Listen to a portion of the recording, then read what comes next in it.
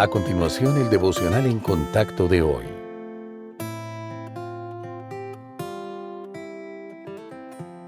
La lectura bíblica de hoy es Hechos, capítulo 16, versículos 13 al 34.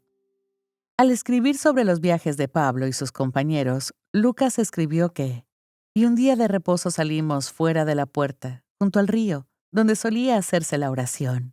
Y sentándonos, hablamos a las mujeres que se habían reunido. Entonces una mujer llamada Lidia, vendedora de púrpura, de la ciudad de Tiatira, que adoraba a Dios, estaba oyendo. Y el Señor abrió el corazón de ella para que estuviese atenta a lo que Pablo decía. Y cuando fue bautizada y su familia, nos rogó diciendo, «Si habéis juzgado que yo sea fiel al Señor, entrad en mi casa y posad». Y nos obligó a quedarnos. Aconteció que mientras íbamos a la oración, nos salió al encuentro una muchacha que tenía espíritu de adivinación, la cual daba gran ganancia a sus amos adivinando. Esta, siguiendo a Pablo y a nosotros, daba voces, diciendo, «Estos hombres son siervos del Dios Altísimo, quienes os anuncian el camino de salvación». Y esto lo hacía por muchos días. Mas desagradando a Pablo, éste se volvió y dijo al espíritu, «Te mando en nombre de Jesucristo que salgas de ella». Y salió en aquella misma hora. Pero viendo sus amos que había salido la esperanza de su ganancia, prendieron a Pablo y a Silas, y los trajeron al foro ante las autoridades. Y presentándolos a los magistrados dijeron, «Estos hombres, siendo judíos, alborotan nuestra ciudad y enseñan costumbres que no nos es lícito recibir ni hacer, pues somos romanos». Y se agolpó el pueblo contra ellos. Y los magistrados, rasgándoles las ropas, ordenaron azotarles con varas.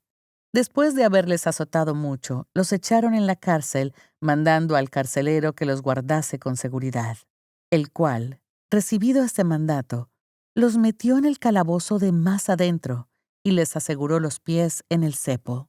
Pero a medianoche, orando Pablo y Silas, cantaban himnos a Dios, y los presos los oían.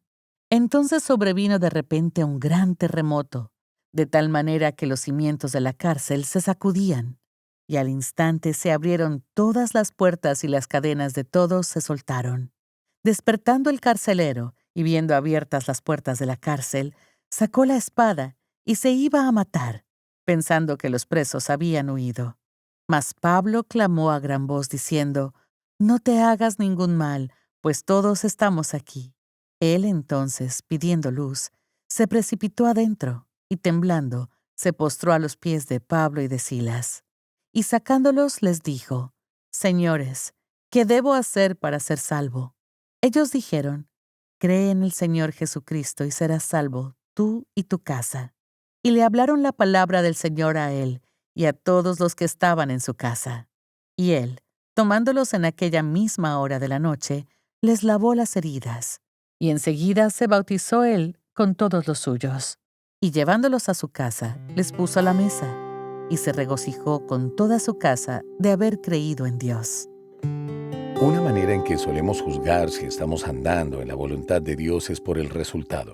Suponemos que cuando estamos haciendo lo que Él quiere, la vida será fácil.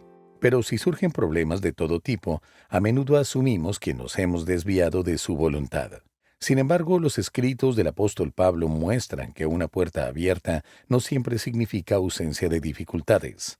En 1 de Corintios capítulo 16, versículo 9, él afirma, «Se me ha abierto puerta grande y eficaz, y muchos son los adversarios». Eso fue lo que vivió en su segundo viaje misionero. Aunque la conversión de Lidia y su familia fue una señal alentadora, pronto Pablo y Silas fueron despojados, azotados y encarcelados en Filipos. Aunque no nos gusta pensar que la voluntad de Dios pueda incluir dolor, la Biblia nos muestra que es posible. Él usa la aflicción para probar nuestra fe, enseñarnos a depender de Él, formar nuestro carácter y prepararnos para consolar a otros. Cuando el Señor abre una puerta de pruebas, nos brinda una oportunidad para que otros sean testigos de su obra en nosotros. Por eso, es importante que aprendamos a tener fe y ser humildes, de una manera que refleje a Cristo y atraiga a otros al Salvador.